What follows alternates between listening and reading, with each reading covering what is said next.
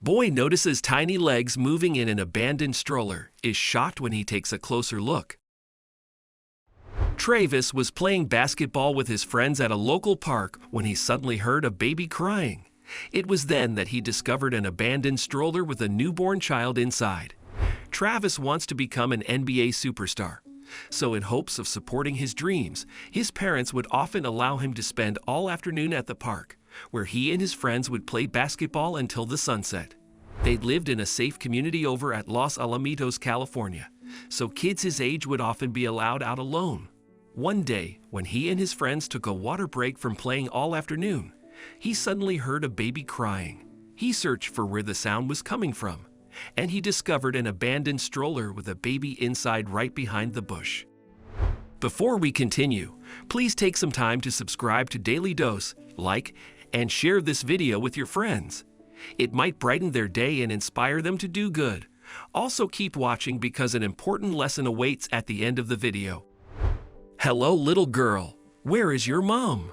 he said, trying to console the crying baby. There was a note in the stroller, and he soon realized that the mother of the poor child had abandoned her. Without a second thought, Travis left the park, pushing the stroller back home. His mom, Liana, was in the driveway unloading the trunk of the car when she saw Travis with the stroller. "Travis Miller, where did you get that stroller?" she asked him, taking a closer look. When she realized there was a baby inside, she took the letter and read it. Shocked by what she was reading, she couldn't help but look at the baby with pity in her eyes. The letter read that the mother, an 18-year-old girl named Sarah, could not keep the baby as her family was not willing to support it. "Mom, can we keep the baby? Don't you want another child?" "I'll help take care of her," Travis said, pleading with his mom. She shook her head. "Honey, real life is not like the movies. We have to call the police when your father gets home," she said, taking the stroller inside their house. When her husband Eric got home, they decided to have a private talk. They sent Travis to his room, and they started to express how sad they were for the young girl. "She can't be over 3 months old," Liana said. "She looks like an Emma," Eric suddenly said. "Let's call her Emma for now," he added. Liana asked her husband what they'd do with the child, and together they decided to call the authorities. That night, they fed the baby and kept her warm. "Are we doing the right thing? We can give her a nice future too," Eric said, somehow contemplating whether or not they made the right decision to call the cops. "Emma will be in safer hands if she goes through the right adoption process, honey. We're already struggling financially with the increasing prices here in California," Liana said sadly. When the social worker came, she asked whether or not the family wanted to adopt little Emma. Because of their financial situation, they refused.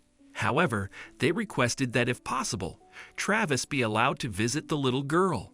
For several years, Travis and Emma were the best of friends. When Travis was 12 and Emma was 5, they suddenly spoke about not being apart. "I love being your best friend, Emma. If there comes a time we'll be separated from one another, I promise to find you again," Travis once said. "You're my best friend in the whole world too, Travis. And I promise to find you too," Emma replied, hugging Travis. Unfortunately, that was the last time Travis saw Emma in a long while.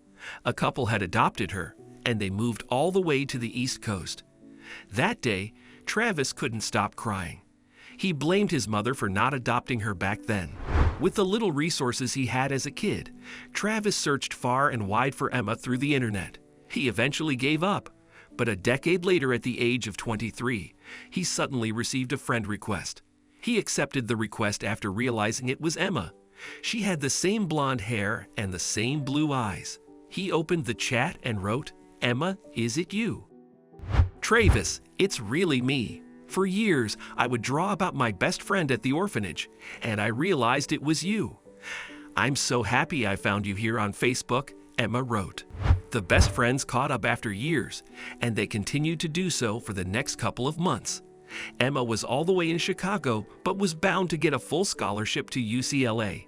Meanwhile, Travis graduated from USC and majored in entrepreneurship. Before Emma flew to California, Travis surprised her by going all the way to Chicago to attend her high school graduation. As she was the valedictorian, she gave the graduation speech for the rest of the seniors. Midway through her speech, she saw Travis in the crowd. She stuttered but carried on with the rest of the speech. "Travis, you came," Emma said, rushing to hug him after. She quickly introduced him to her family, and they had a great graduation dinner for her. When Emma studied at UCLA, Travis was already working on his chain of restaurants. After she graduated from college, they started dating and soon after got married. They were married in the same neighborhood they first met decades ago. "The same way I made this vow years ago, I say it again.